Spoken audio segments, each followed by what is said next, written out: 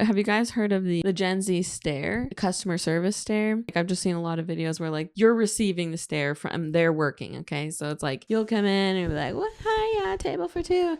And they'll be like, and then you're like, oh, like, why are they not acknowledging, you know, like what's happening? And they're like, how many?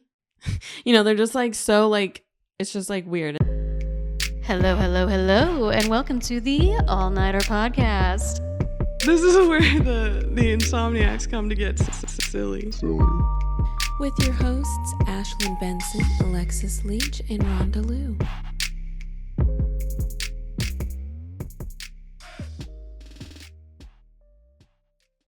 Exactly why we need the labels. Because we all talk at different volumes too, especially when we're adding emphasis to shit. Well, especially when we laugh, I'm like always pulling it away. Oh, now. I know, me too. Yeah, because I'm like, it's an inevitable peak if I do not. I know. Like, I try to just even it clip out, the but fuck. yeah, sometimes if it gets clippied, sorry for your earsies. Yeah, for real, because Deal it's with it. normally I'm me, probably. But hello, it's so good to Hello. be back. Welcome back. Thank you for joining us. It's been a minute. Miss Ash went on vacation. Yes, Ooh. yes. So of course the editing also got delayed. She was not supposed to be editing. I was a little upset when she was like, "Oh my gosh, the audio something." I was like, "Why is she even touching the computer right now?" I know, she's in San Diego. Or is that something that like puts you on like? It a does. zone? Honestly, I feel like right now this could change as far as the relationship with editing the podcast. But editing the podcast weirdly like centers me. I feel like editing in general has taken over like the time that I used to spend playing video games. And so I kind of like it like that. So right now, because it is also like my me time, and it feels like I'm hanging out with you guys all over again. Exactly. Yeah, that's And why I that's love comforting. watching it. Yeah. But yeah, and like especially I was feeling a bit homesick in San Diego, and there were moments where I was just feeling a little insecure, socially anxious. And so it was kind of nice to like escape and edit the podcast until I got mad at the podcast because our audio files were like corrupt or something, and it was just editing nightmare. But it's fine because it all worked out, and the episode should be up now. It would be episode 19 that is up as we're filming this. Almost to that big 2-0 baby. Hey. Oh yeah, That's kind of crazy. but so That's this one is awesome. like episode 22. But it's also crazy to be about, so this is going to be episode 22. Like you said, right. we're We still have 22. I keep forgetting that we have pre-recorded ones. Yeah. Yes, dude. Which really helps, honestly, I think. Well, and I feel like we're all different people. By the time like I see the next one, I'm like, We're like, 'cause, who is she? honestly, She's was a like, stranger. so episode 19 is about the No Kings protest that Rhonda went to. And when I was rewatching it in San Diego, I was like, wait, what happened? Why what was, and then I was like, I had to look it up, and I was like, oh yes, it was Donald Trump's birthday. And then, you know, everything was happening too with the events he was putting out there. But I truly could not remember. I was like, what's wrong with me? You probably honestly blocked it out. Trauma blocking. Like, I'm just living day to day, forgetting each day that's passed. I mean, hey, what can we do but try to stay like afloat day to day? How stressed am I that I'm really just like straight up just... No, dude, it happens for sure. Like, it's Are you crazy. guys feeling this? Like, how are you carrying this life that we're living?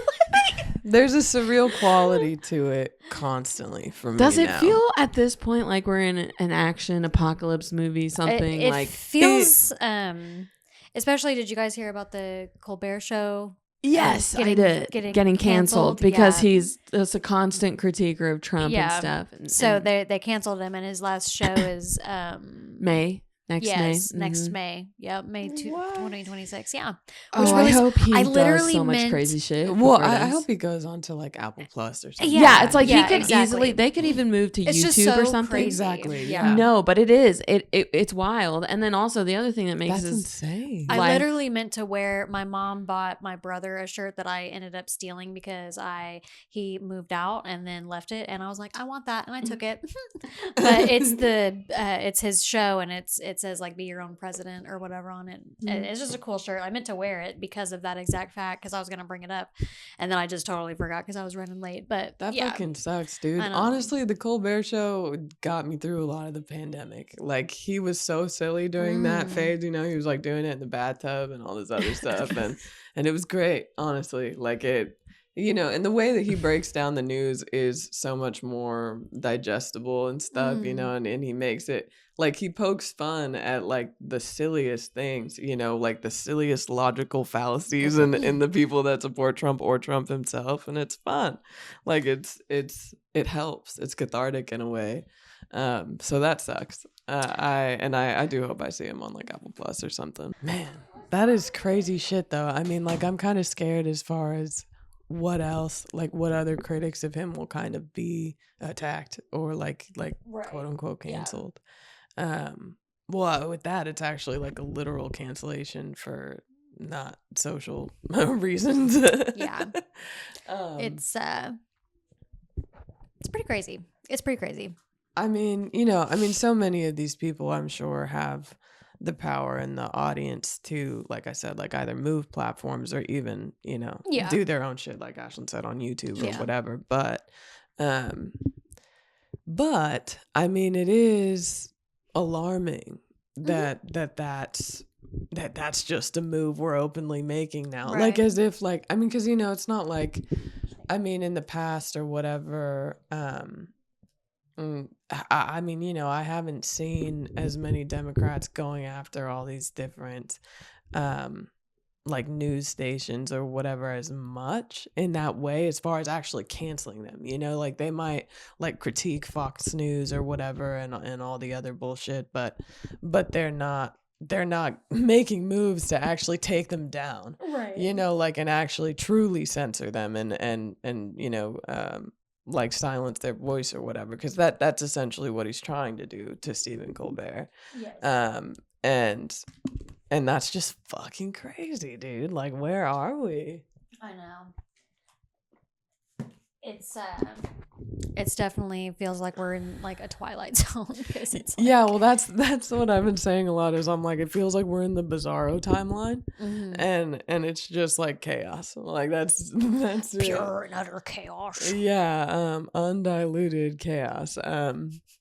And it's just, I don't know. It is a lot to process. Like, and like with us and within our own personal lives, there's all these like positive happenings. You know, we're 22 episodes in and we've got a show under our belts and stuff. And it's like, you know, we're getting like quality time with my favorite people in my life, you know, and but then for all this shit to be going on and then, you know, everybody's been seeing different unmarked ICE vans and shit like in Tulsa now, and for so long I was like hoping that because we were in a red state that because it seemed like Trump was like attacking the blue states first, as far as, you know, throwing ICE in there and whatever, but now that they're here, and it's a fairly limited presence from what I've seen so far, but that's not.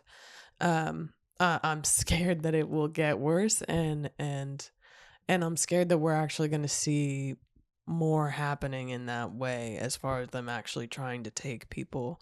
And so I that freaks me out. I don't like it. I don't like it.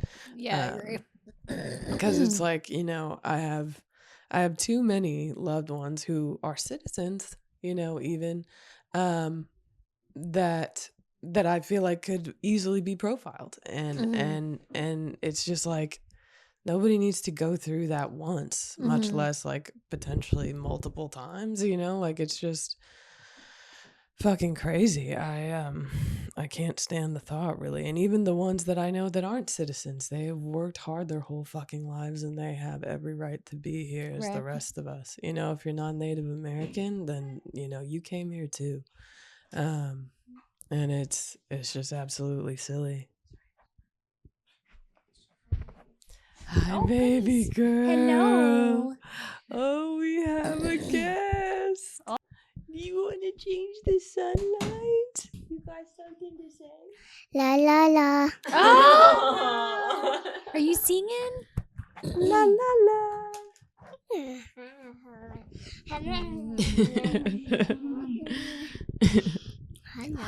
Hello. Can you say happy birthday? Happy birthday. Hello. Are you biting that? You sure are. Can you say my name is Raya? Me. Name? Can you say Raya? Rhea. Oh my What? What? Did you say caca or am I crazy? All right, it's time to go back with Dada. Hey, Dada. You're gonna have fun with Dada. Maybe you'll go on a car ride. Ooh. Maybe go to the park. Ooh. Play outside. Just adding Slipped things. into such a mom mode there. Maybe Dada will take you to get pizza in 3 hours. And maybe you guys get a hotel room. And Mama has a night to herself. It's like all news to me. And maybe you and Dada buy a plane ticket. It just gets further and further away as the story progresses. Maybe go to like Also, Costa Rica. going to England. We're gonna have some Say what? fun. Yeah. We'll I know, see you she's so soon. cute. You and Yeah, Dada if will it's have the so park, much though, fun. She will fall asleep easier. Yeah. Real quick. Let's go to the park. Ooh. Love you. Can you say I love you? I love you. Bye bye. I love you. Bye bye. Love you.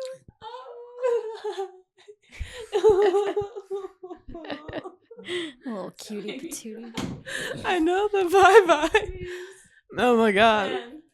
I don't know if I can pull it together.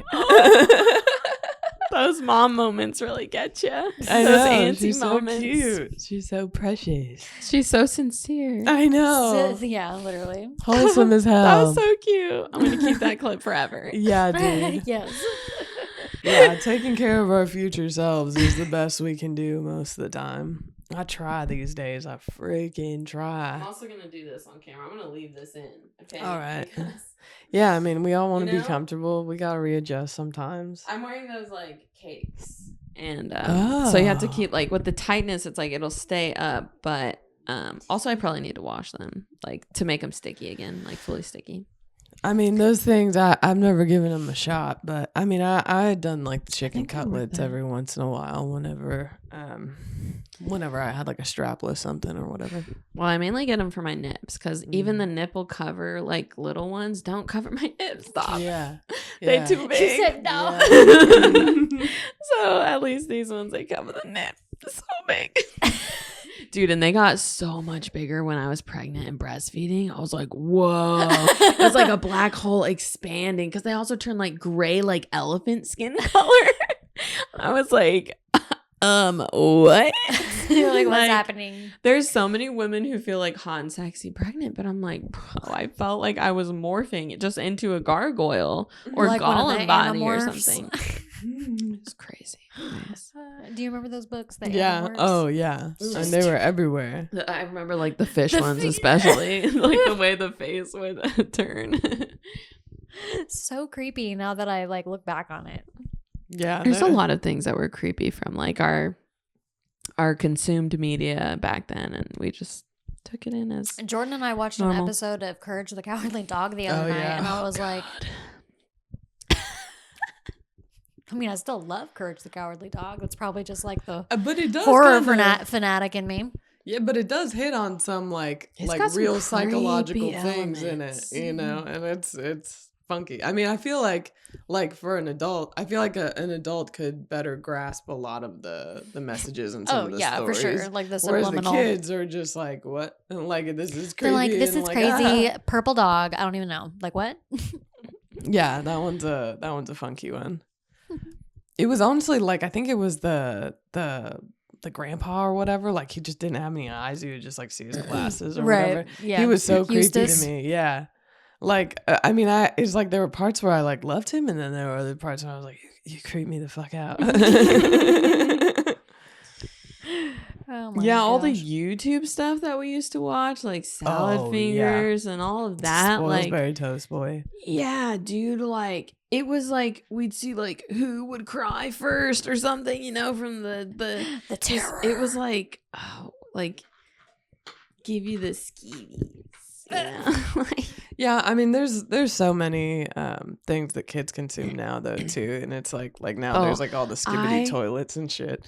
I don't let Raya like browse on YouTube because I also feel like however they set it up, because like when she'll do it, like if I'm not catching it fast enough, she'll go from one video to the next video to like just, you know, Just 5 like randomly seconds. clicking. And I just don't know if that's probably, you know, that's probably not good for her attention span. And Yeah.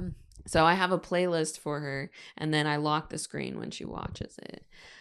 That's But cool. it's kind of scary, like what could be on, you know, I mean, YouTube Kids also, like if you don't know, there are these creepy, insane channels that will tell the kids to kill themselves or themselves or their families and stuff. And What the they're fuck? using like Peppa the Pig or Spider-Man, or they'll do little animals talking to each other to like hang each other, like insane, horrible, awful things where it's just like, you know, I remember when we first saw like scary stuff on the internet when we were in middle school.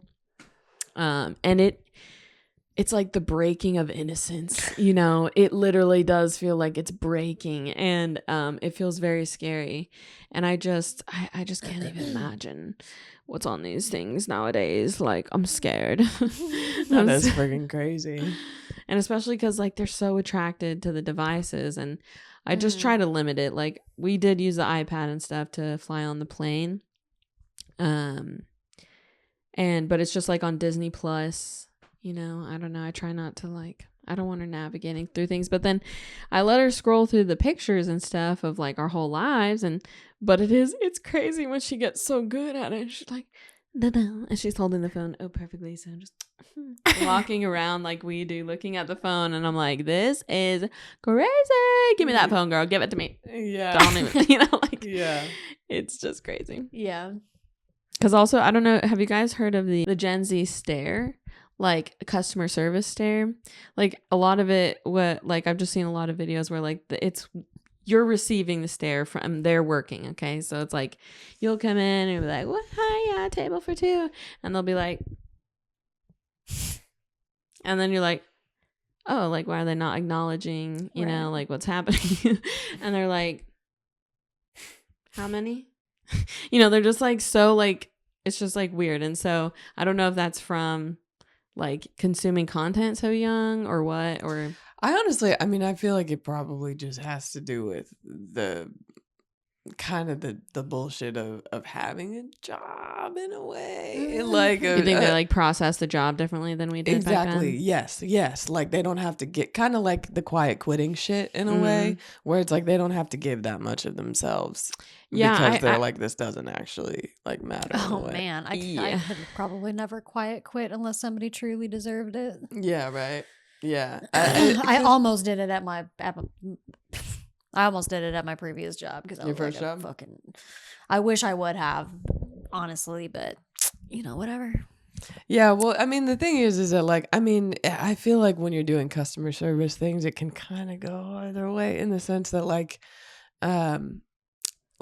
say you're doing like a manual job or something that doesn't really involve other people, quiet quitting with that, not really trying that hard or whatever. It's kind of one thing, and it mainly only affects your corporation and whatever. But when you're working directly with customers and stuff, it's like, you know, it's not so much that that like you need to like work your ass off or whatever to serve these people or whatever, but it's more just like feeling like respected and acknowledged in a way, you know. I think that is maybe something that's a little bit lost in that, like, you know, it's like if you don't want to be there, I don't blame you, you know, but we can have a good time if we want Right. to, kind Yeah. of, you know, or Mhm. whatever, like with each other at the very least, regardless of what you have to do. Yeah, like, because sometimes when I do, or if I feel like a younger employee is kind of being rude, I do kind of think like, well, like the state of the world and stuff. Like, I am curious just to how young people are viewing their futures. Yeah, or lack thereof. I feel like Yeah. a lot of them are like, you know, I'm going to be working this job and I'm not even going to be able to afford my own place anyway. Yeah. You know, Yeah. and so there's just like this Yeah. nihilism that's kind of like set in for good reason, for like Mhm. rational reason. Yeah, because I think it would also be different if customer service people, if it was like the minimum wage was raised right. to where, It was yeah, more you could at least livable. afford like a small apartment or something to live on your own. Like, then it, because like I feel like when I got into the workforce, like that was kind of True. how it was. Mhm. Because like I think when I moved out when I was 21 and I was making like $14 or $15 an hour. Mhm. But I just had like a studio apartment. Like my rent back then was like $489 plus like trash, which ended up being like $520 with everything. But now, yeah, now it's like astronomical. Yeah. Yeah. It's So- impossible a lot of the So time. yeah, I can imagine that it's very interesting because also like I've seen some videos of kids saying like their degree that they studied for, because of some of the things that have passed, Mhm. they like can no longer do it, like especially people who want to be like a national parks ranger or Yeah. whatever. There's like a Yeah. lot of Yeah. schooling that goes into that, And they're all fucked. Yeah, and that is crazy. Like, wow, to have something that the president, I mean, obviously there's so many things that are That he affecting affects, everybody's yeah. daily life. Mhm. I'm just barely processing it all. Is all that's happening. Like there's researchers and things that have lost their jobs because of it, like all kinds of Yeah. stuff, and it's just like, all right, It is crazy. Well, and I'm sure like so many of the jobs that you know help run the things like Medicaid and SNAP and stuff too are all going to be kind of screwed as well. Like, So have you just heard like with anything on your USAID stuff? too. Still no. Okay. Like I really and like I said, I think, or maybe I was talking to you and the parents about it. But I get the feeling that they got all this information or whatever that they will use later on. Like once When they the because- midterms. Exactly. Yes. I think that's when they're going to pull the cord on all of us and then try to somehow blame it on the Democrats that don't have the fucking power. Just like you did with TikTok. And it's like, oh, it's look, I weird. saved you. No, you didn't. he's an odd one. He's an absolute Okay, also, odd one. I want to know your guys' opinions on like Joe Rogan and Andrew Scholes. These two are, I don't know if you know Andrew Scholes, but they're both I'm not familiar with podcasters. him. Andrew Scholes does like this bro podcast and stuff, and they had Trump on Is he a both their comedian? podcasts. Yes, I'm pretty Redhead? sure. No, he looks like an Italian. He's got dark, slick back hair with a mustache. He usually has like four other. I know. I mean, five. obviously, I know who Joe Rogan is. That the Andrew Scholes name sounds really familiar. I've probably seen clips of him. I'm sure. I would have to. I was hear gonna them. say maybe I should play a clip of him because just of like what they say, they're going back on endorsing Trump and all this stuff, and they had such an impact and influence on the election, and it is kind of insane. And basically, I mean, I can. Oh yeah. Mm-hmm. Yeah, this guy. Okay, yeah. I I've didn't seen realize him. that he had. I thought he was just an actor. Yeah, no, he's Because got a he was podcast too. in something. I can't remember what he was in. Maybe it says. Yeah, no, I have seen clips of him. And Yeah, so they it had was Trump kind of on, burly. you know, and they were all for he's him. in that Tires show. Yeah, That's where I saw him. Okay. Anyway, sorry. Go on. And yeah, now he was like, everybody was saying like, this is what I voted for. It's like, no, it's not. I wanted him to not fund the wars, and he's funding them. I wanted him to blah blah blah. Like all Well, it's this like, stuff. yeah, that's what you It's like, wanted, but we all every- knew that he was, I don't know, fucking lying. Mm-hmm. And that's what I don't understand. Like, I don't have anything against Joe Rogan. I don't have anything against Andrew Schulz or whatever. Like, I mean, I've listened to Joe Rogan's podcast when he's had people on that like I like, such as like certain UFC fighters or whatever the fuck. Miley was on there too. Miley was on there. And I do like that he gives a space where, you know, I mean, I would have never expected Miley Cyrus to go on his podcast. So I was surprised to see that, you know? So I think it is. And it was so good to see her talk to him and say some shit. It was so great. I mean, he does give a space where people can talk about their opinions beliefs and whatever. As much as I don't agree with the things that he believes or whatever. I mean, I grew up watching him on, you know, Fear Factor and all that stuff. So like, there's like a special place there, you know, but I do think he's kind of a weird guy, you know, but I do think that it's funny that they are now going back on that because I'm like, Joe, be so fucking for real right now. Like, what? And I mean, don't get me wrong. I am not the smartest person or the most, you know, qualified to talk about political things or whatever, but I can definitely give my opinion on it.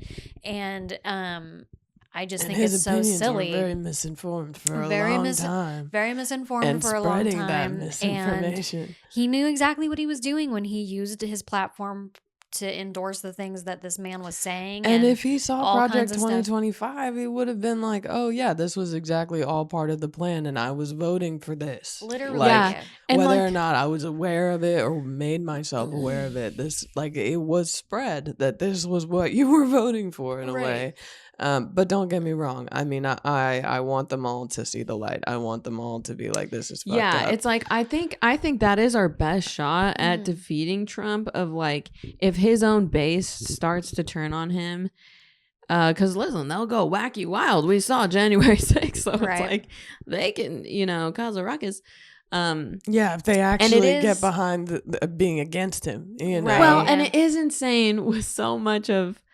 With the Epstein files, where it's like, so none of these other things on the list bothered you until this, and I get I hate child predators as much as the next person. We all already knew this, so why are y'all acting like it's a new thing? Where was this before? It is weird. It seems like with that, it might actually be the straw that breaks the camel's back for a lot of his supporters. Which is fine with me. Yeah, I mean, I'm glad that everybody has a line. I guess because that's a fine line, you know, that for you to have. Everybody should have that line, right? At least. But yeah, as far as like them being aware that he was on it prior to or whatever, like all the shit that we saw, they could have written it off as fake news or some bullshit. But to see him like actively lie. Like it kind of insults their intelligence also kind of to crazy. Be like I said I had the files and I'm gonna release them or whatever, and then like, what files? There were never any fucking files. It's like, okay, we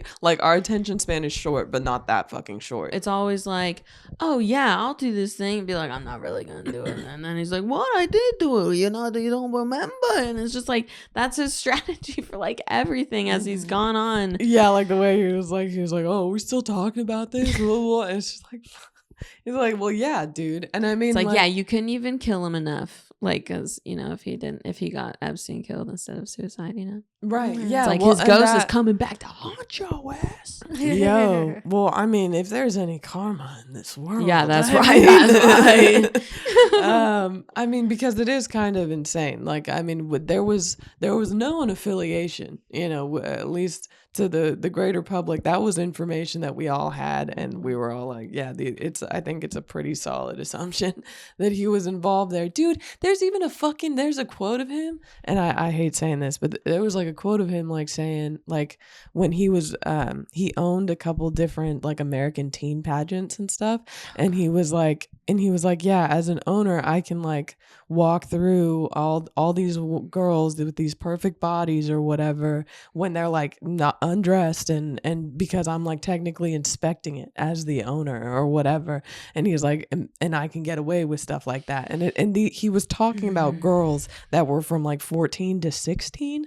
Okay, so it's like, fuck. Like, I mean, we, you know, for those of you that do give a damn about abusers, particularly of children, like you happen to elect one, and I'm sorry to break it to you, but I mean, he is a predator and has always taken advantage of his power in whatever ways he had it his entire life. And it's like, if you really believed all that stuff, and then like now this is what is like making you be like, wait, he's a liar. Yeah, really look back and reflect on all those things that he said, because that you believe. Just the whole grab him by the pussy. They want that. Like, that is abuser language, like, to recognize that from this point forward, God damn it. And for us to stop protecting these motherfuckers, because it happens in the regular world as much as it does in the celebrity world, and it's annoying as hell. Yeah, and I would bet my ass that half the billionaires that he cut tax breaks for in this fucking bill are also on that list. Like, and look, there could be ones from the Democrats. There could absolutely. be people, Beyonce, Jay-Z, like, I don't know. There could be insane things on there, and I would accept that. That's okay, that person is that is crazy. We live in a crazy world. Not gonna support that person anymore. Bye-bye. Yes, exactly. No matter what, like, that's just it's crazy. It's crazy.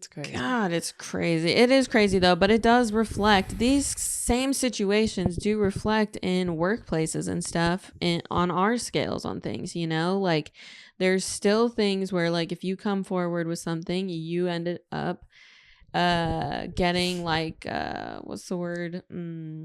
Punished. And, like, slandered. Yeah. And it's just so annoying. And a lot of it does, especially in Oklahoma, it still happened because of religious, like, reasons, where they cover it up because someone's connected to the church or this or that. And it's just like,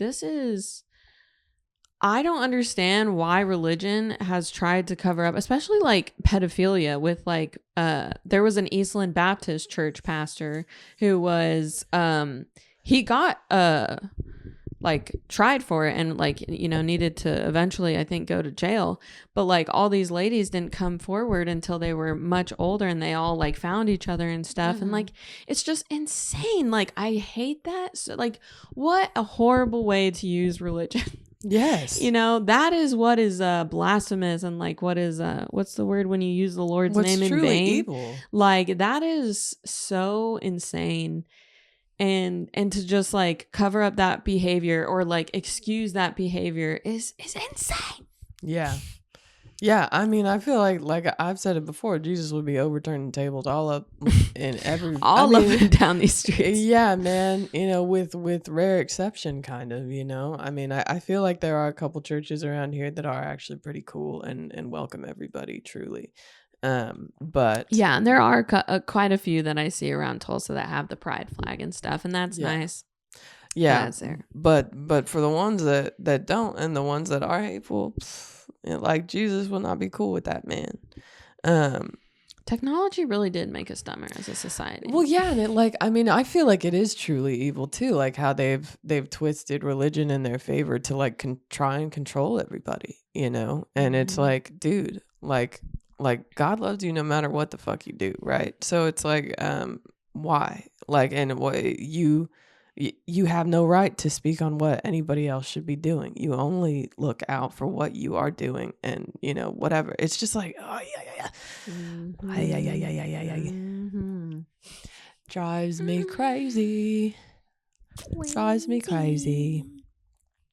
But yeah, I mean, I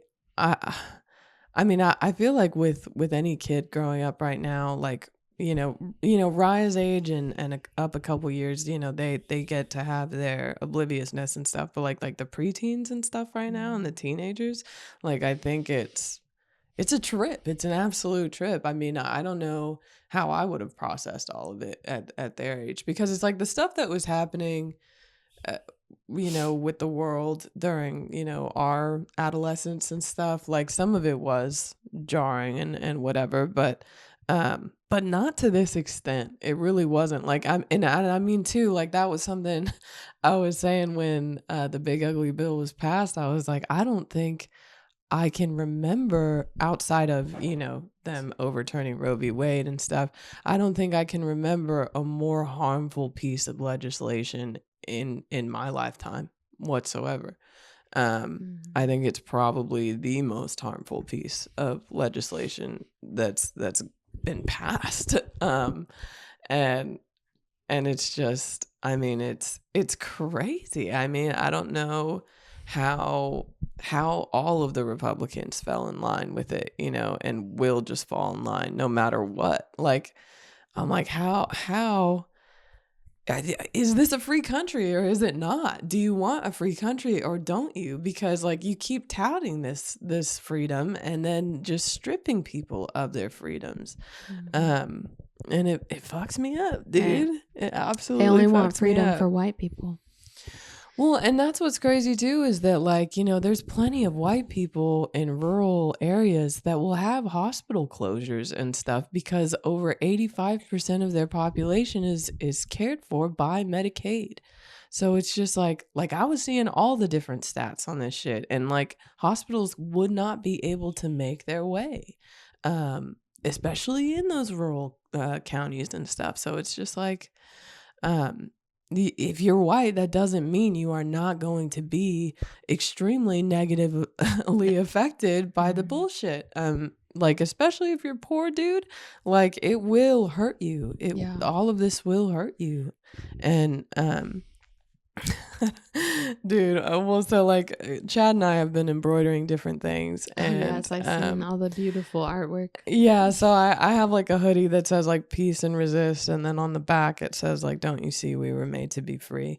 And then I did like a hat too that said allied with all, and I did allied in rainbow with in the trans flag colors. But yeah, I mean we've been embroidering all the stuff because it's like we just want our resistance to be known even in the stuff that we're wearing and whatever. I love that. And so we're like, we might even just start selling it and stuff if Yeah, anybody wants cool. them. And it's so funny, like, so I'll buy something. yeah, he made some really punky, like edgy stuff that I love. Yeah, he's pretty good too. Yeah, his was great. So like the fuck MAGA hat, freaking Dustin bought that off of him. And I was like, nice, dude. But yeah, he was like, in one of the things, because he had said this, like, and I was like, you should put that on there.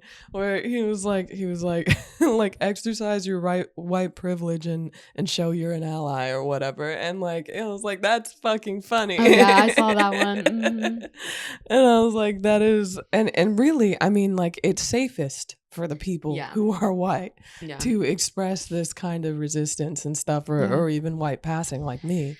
And it's our responsibility. Yes. And like, I mean, I honestly, I wish I looked more like mom and stuff in skin tone and everything.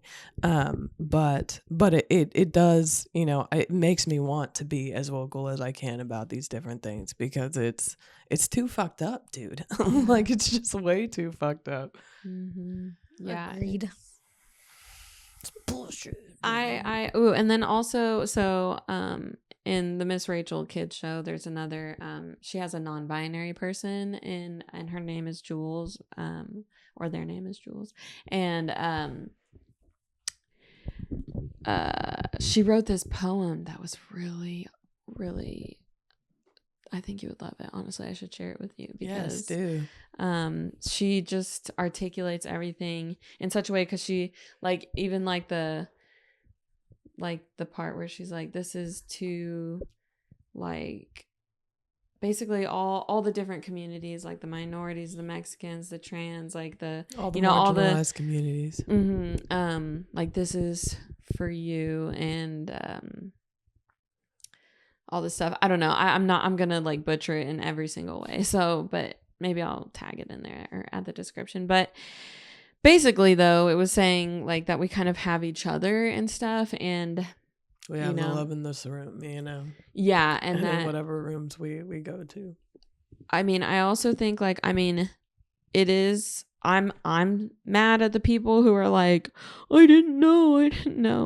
But I will try to get unmad as soon as possible because I do want them to help us. Now that you've got us in this mess, time for you to help, boo boo. Because I think that really could be like, if a big majority of his followers, you know, change the tide, like I think that could be good, like for overall overthrowing Trump or whatever. Yeah. And even if we just got all the moderates that didn't care enough to vote or whatever to be like, oh fuck this too, you know, that would be great. That would be awesome.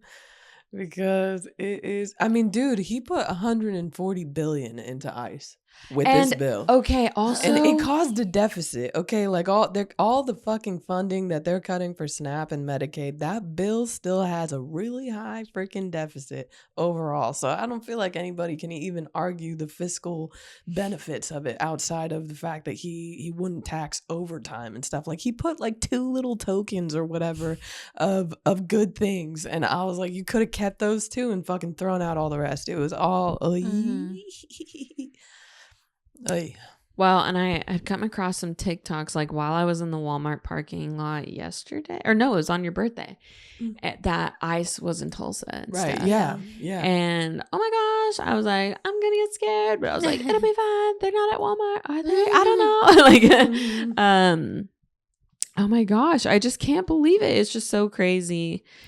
Yeah, I was telling her that while you were grabbing rye or whatever. I was telling the podcast that like that does scare me, the fact that there are unmarked vans here now, and it's very because it very does alarming. It feels like, you know, we're trying to keep living, you know, we're trying to keep doing the podcast so we can all feel like we're in this together, you know, and trying to stay creative, but use at these outlets and our voices. It feels like, am I like forgetting that it's the end of the world or like, you know, the end of our world, you know, like I just in that moment in the car, I got scared again because I was like,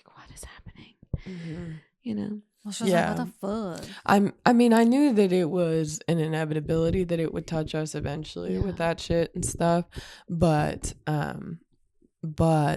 god damn it, I mean, we're technically supposed to be a sanctuary city. I don't know I don't know what they can actually do here, but I am fearful that it won't matter to them. So yeah, that scares me particularly for Mama, more than anybody, but all these other people too. It's like I said, it's not something that somebody should have to go through once in their life, really. Citizen or not, it's not something that they should have to go through. Yeah, and like our mom is already anxious, and so like now, you know, it's kind of on another level. And it's just there's a hell of a lot more rationale. It makes me sad because it's like, you know, I mean, she used to always kind of be paranoid of like people breaking in and this and that. Yeah. But like now it feels like that fear is so valid. You know, I mean, it's always valid to some degree of like, you know, being scared of that. But like, you know, to me at times with the my likelihood mom, of different things like this if something traumatic like this happening is much higher than it ever was. Yeah, and it's just. But it also, I feel like it emboldens a lot of other insane racist people to be assholes to people like our mom and other people of color, you know? Yeah. And assume that they have a right because they assume that they're not citizens or whatever. And it's like, no. Like, and that's being racist. It is. And I mean, gosh, I mean, I could see them even doing it to Native Americans and assuming that they're Mexican, you know? And 100%. Well, our mom is half Native American and half Mexican. So it's like, you know, some of her ancestors rightly belong here, you know, in the first place. And then the other part of her ancestors, she was still born here in Texas. And it's just like, you sillies, you absolute sillies. Rhonda will say sillies. I'll call you all a bunch of fucking dickheads. Whatever. Yeah, that was something else I had embroidered on something was fuck fascism. And because that's the thing is that like if anybody were to like get pissy about it or whatever, it's like, well, you know, like, are you talking about Trump or something? Well, it's like, well, you know, if the shoe fits. Yeah, exactly. Yeah, like if you like see the fascism in his administration or whatever, then yeah, exactly. Fuck that. It's crazy. Yeah, I mean, and well, even seeing some of his other supporters like Ben Shapiro and stuff, kind of like going back on him, and well, at the very least, Candace criticizing, what he's doing and stuff. I mean, like I said, I'm all for people turning on him and whatever. But honestly, I mean, I just wish it had happened so much sooner. Yeah, I wish it happened before the election. Yes. And it's crazy too, because I mean, it was like there was a short period of time when he was running against Biden the first time or whatever, where more people were like vocal about him and whatever, and kind of, pushing against him in that way. But then for whatever reason, it was like the second time around with him and Biden, it's like everybody was like back on board, and I was like, what the fuck? Dude, what the absolute fuck? Yeah. But it is wild too, because I mean, I don't know. I see so much hope in my community, and I see like so many people like posting about and warning people about, the ice that they see around and stuff. And I'm like, okay, so we're all like, this is fucked up. Yeah. So it is like, I mean, I think social media does still have a way of like warping us a little bit, as far as like, well, when I went to San Diego, I mean, I'd seen some ice raids from there, and I mean, like San Diego is so big, like so much bigger than Tulsa. It's insane. But I mean, I still saw like women running by themselves, like, I'm just like, can he really get all of us? No, there's too many of us. Yeah, he can't. And I think too many of us, if all of this continues to happen, everybody will continue to get more and more upset with the different strifes that are happening upon us. And we will have to revolt in whatever way that is. I mean, I think it could get to a point of striking where it's like, no one goes to work, no one buys anything. Like, if we can hit the billionaires or whatever with not doing, commerce or whatever, maybe that can make a difference. I don't know. I don't know how long we'd have to go strike. I don't know. Well, even just tanking all the billionaire stocks or whatever. God. And also, can someone hack into the systems and release the Epstein files themselves? Like, well, like, so I well, actually, like, I saw something that said it was like unredacted stuff, and it and I was looking through it, and it looked like it would be accurate, but I don't know. Actually, no, it's just like a weird file that's being shared around. But it is just, I mean, so much of me wants to have any hope for fucking anything, but it's so hard now. It's getting really hard. It's like I said, like, I see hope within my small community, but in the greater realm of everything going on, I see so much chaos and insanity, really, that just feels so bizarre a lot of the time. Yeah, I think a lot of what I feel is like, damn, we're gonna have to live through some shit. Yeah, and almost like premeditated grief or something. Yeah, or like grieving grieving actively, like, for what's already happening, Yeah, and grieving for like our futures of what we thought it was gonna be. Yes, and what we're getting. Yeah, and the potential futures of our children and stuff. Yeah, because like we got the youthfuls dependent on us. I mean, like, yeah, I can't even think for Raya's life, like, past, a couple months, as far as like what things look like, because like, and maybe, I mean, at the end of the day, tomorrow's never guaranteed, so maybe that's how we should always be living or something. But yeah, I mean, it's like the goal is still like, make the most of my time, embody love as much as I can, and try to bring that love to the spaces that I go or whatever. But that's like the extent of my power, ultimately. I mean, and like using my voice in these different ways or whatever. But And like letting people know, you know, like that are in these marginalized communities that you are not alone. Yeah. You know, like I am an ally and I will be loud about it. Yeah. So that we have visibility, you know, and that we can connect with each other and know that we are in safe spaces and Dude, stuff. I seriously do want to buy something like embroidery. Yeah, dude, you can, if you want to buy that hat off me, I never wear hats. Yes, I will. Tell me Cool. your price. I mean, Chad did his for 20, but yeah. I'll do it. Oh, cool.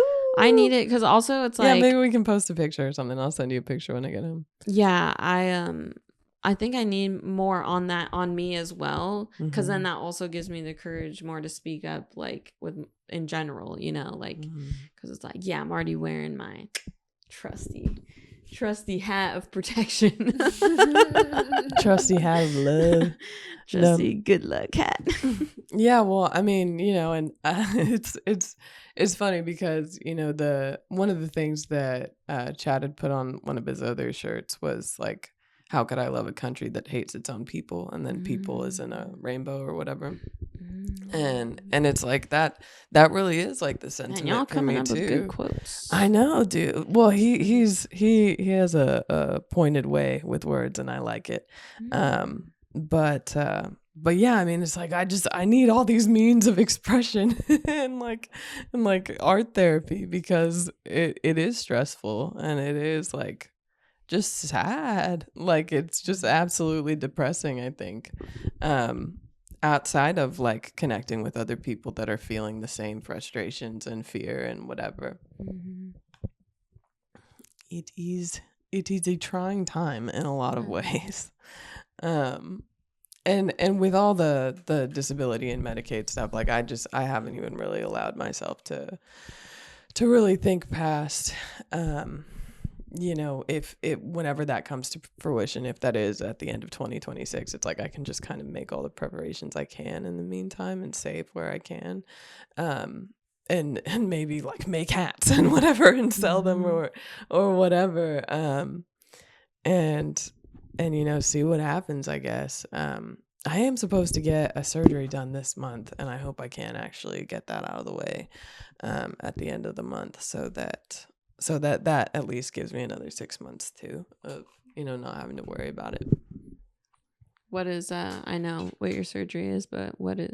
Oh, it's a GJ tube replacement or whatever. And you have to get that done every year, right? Every 6 months. Or every 6 months, okay. Yeah, because yeah, they're just not made to last forever, and then stomach acid and stuff is potent, and it can just kind of start either warping the plastic or just kind of disintegrating the balloon, or the balloon can rupture, it can move out of place, it can get clogged, all these things. But most of the time for me, it just either moves out of place or the balloon ruptures, and then it just starts sticking out and can potentially come all the way out when that happens. The things this girl goes through, it is miraculous. Oh, and by the way, dude, thank you so much for having the family thing with my birthday the other night. That was so good for my heart and my soul. Yeah, let's like give this girl a happy birthday. Like, what the heck? She has turned 30. I have indeed.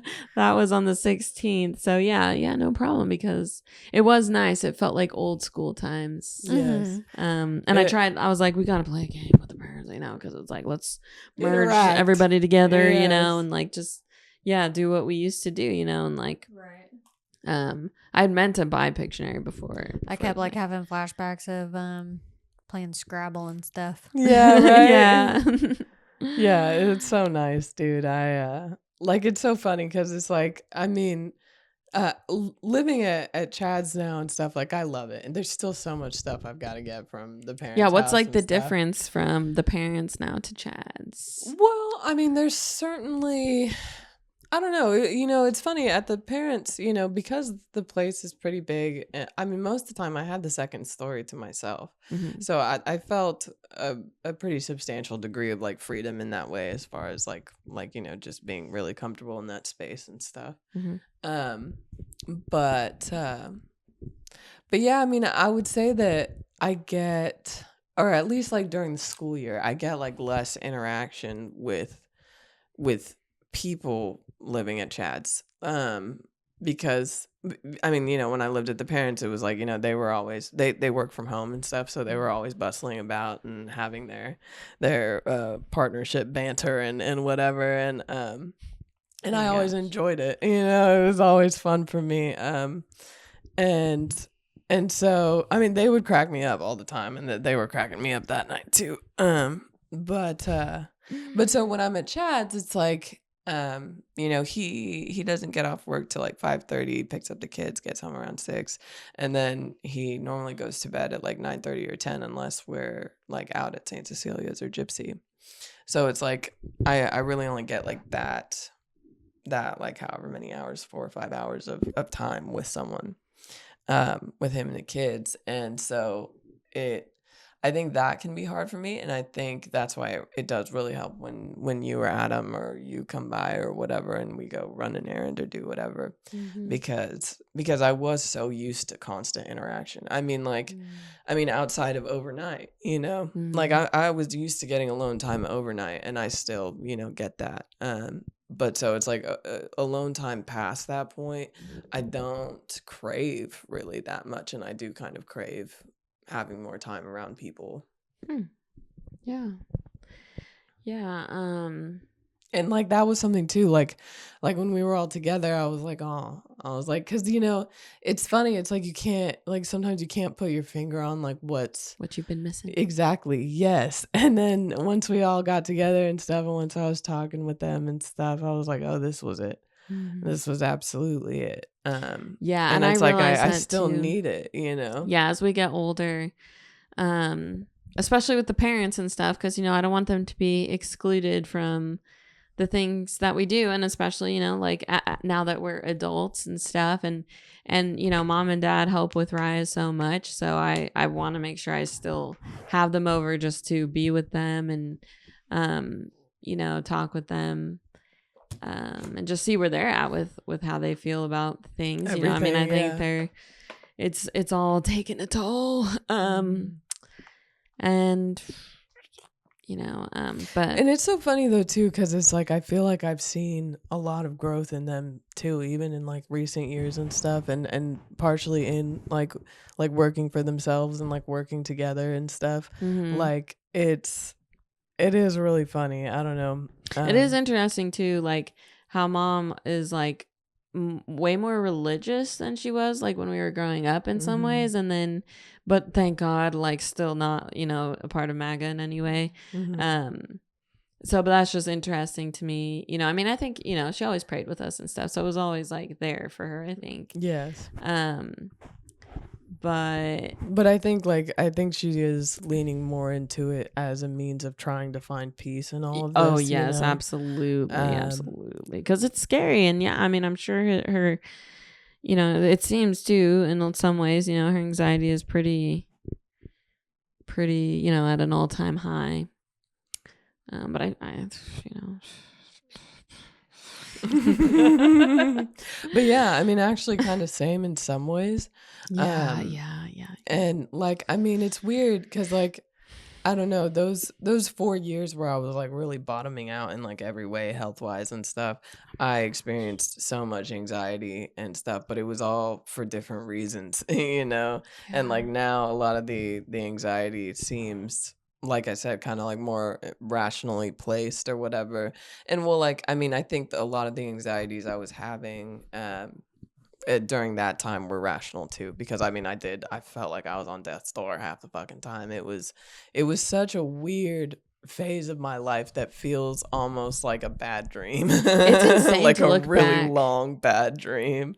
Yeah, because even on the wedding pictures, I'm like, oh my gosh, like, you know, obviously we saw it happening, but I think it's also hard for us to register how fast also your decline was for a while there. And how long it lasted. Because like I said, like, I mean, like throughout, you know, my teens and into my early 20s and stuff, I would fluctuate back and forth in weight, depending on like where the tube was, or, you know, just the different formulas that I was doing or not doing, where my thyroid levels were at and all this bullshit. But those 4 or 5 years was the longest phase I'd had being stuck in that place. Like it was like I mean, the years prior, it was like I would have these like months or whatever of respite of like improving and actually gaining in some way and enjoying more and being able to do more things, being more physically capable or more functional in some ways. And then, but yeah, through that, I mean, it was like just a drought of functionality, a drought of energy, a drought of satiation, everything. I mean, um, it felt, because I was stuck in it for so long, it made it feel like I was never getting out of it. Like I kept like waiting for the tides to turn for me and something to flip back around, you know? But it had just been so long without it. So like those years before, like my body dysmorphia was there because of the, you know, the back and forth and weight, but it wasn't quite as severe as it is now. Really? Yes, because I think when because I got too used to seeing my body that way, even though I hated it then and I didn't like how it looked, and I felt like I actively looked sick and I hated that. It's still hard to see the body change so drastically. Yeah, so quickly too. Yes, and it just kind of, I don't know, like there is a weird juxtaposition too of like when I was at my thinnest, I was eating the absolute most because I was just fucking starving and it was kind of the only thing keeping me going in a way. But then now I eat the least and I weigh far more, you know? And so there's this weird inverted complex of like how, you know, but just because nothing orally matters for me, it really is everything that goes through the tube and how my absorption is there. And so it is just an absolute trip in every way. And I in a lot of ways, when I see those pictures though, like it's just like I feel more grief for that girl than I ever felt at the time. I think like, cause like at the time it was like You're just surviving. Yes, and absolutely pushing out like so much of my suffering in a way and trying to avoid it at every turn. And almost like ignore it, like, cause it was almost like if I fully let myself sink into the depression or whatever, then it would take me, kind of thing. So it was almost like I had to be in denial of it or something. And but now I look back at that girl, I'm like, girl, you were so depressed and you were so sad all the time and so tired. And it's crazy. It's absolutely crazy. And like I'm tired now, but like I have energy to burn now, thank God. Yeah, you definitely seem way more energetic nowadays. Yes. Yeah. Well, because like I'd put it that way before, where like I felt like I could not afford a personality half the time. And that's why I isolated so much, because I was like, dude, I'm not myself. Like I can't bring myself forward. You know, like I literally felt too feeble and weak. To speak coherently half the time. I mean, because I remember, so Ryan, I was scared to have, like live phone conversations with him. Like I was comfortable doing the Voxer stuff, which are these like long voice messages or whatever, because I didn't have to really think on the fly. I could just kind of go with my stream of consciousness and whatever. But like trying to think in real time in a conversation with him was terrifying to me, because I was like, dude, like you don't understand how slow I actually operate the majority of the time. And I was also so sleep deprived throughout so much of that too. I mean, it was like, it was like I said, a really long bad dream. The frustration in that too, you know, when it's affecting your mental so hard, and just like the cognitive stuff, you're like, what the fuck is happening? Yeah, I mean, like, dude, I mean, I remember feeling absolutely like my vocabulary had been like fucking stripped in half practically, if not like less than that. Like it felt like I was like pulling at air from my head, like trying to find all my vocabulary and stuff. It was crazy. Gosh. Yeah.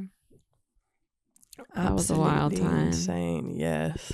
It was it was definitely worrisome, you know, and that's why I'm so excited that you made it to 30 because, you know, there were so many times in our lives where I'm like, dude, is she going to make it, you know, to the next thing?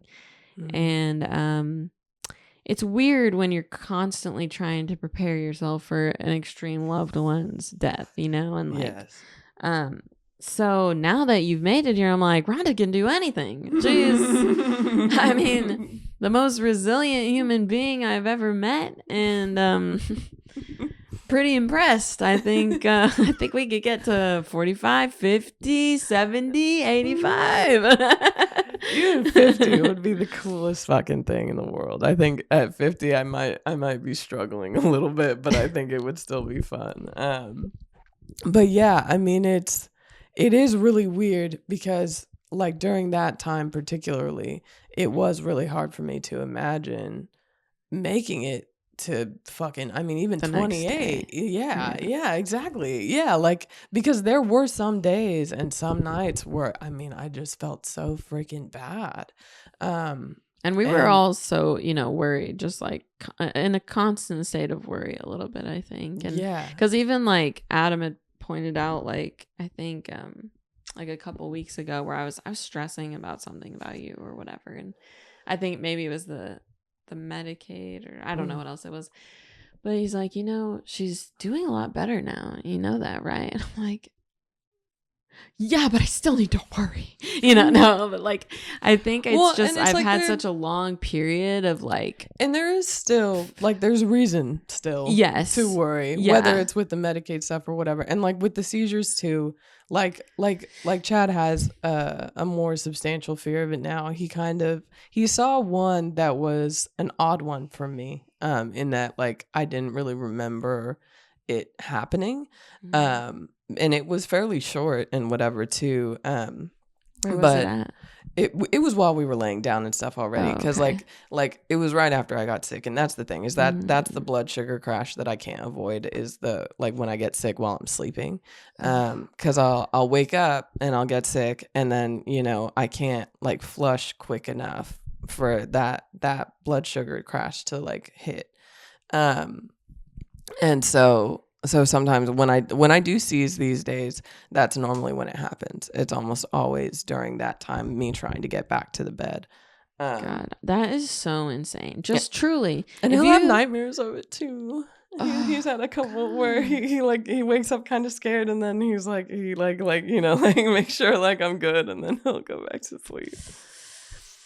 And so it's like, you know, I don't know, there's still concern for me in that way sometimes, especially with how hot it is lately too. Yeah, like there are still factors where it's like still anything could happen at any minute. Yeah, but in so many ways I am extremely grateful for the progress that I have made and sustained. Yeah. Because that just like again, I got so used to feeling so bad all the time that like is staying good. I'm like there is that element of almost just like waiting for the other shoe to drop in a way, and like just like because I'm so like, I mean, I don't think what's crazy is that like I don't think I've had a year of this kind of stability in like 8 years, you know. It's like it's been like the last like functional year I remember was like 22, 23, something like that. Like year or your age? My age. Okay.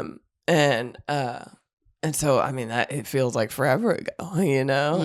And even in those years and stuff too, it was like there always ended up being something that would take me out or take me to the hospital for like a month or two or whatever, and I haven't even had that in a while, you know. Like I've been doing the routine surgeries and checking myself out, baby, because I hate being there, but despite, you know, loving the nurses and whatever, it's not good for my sanity long term.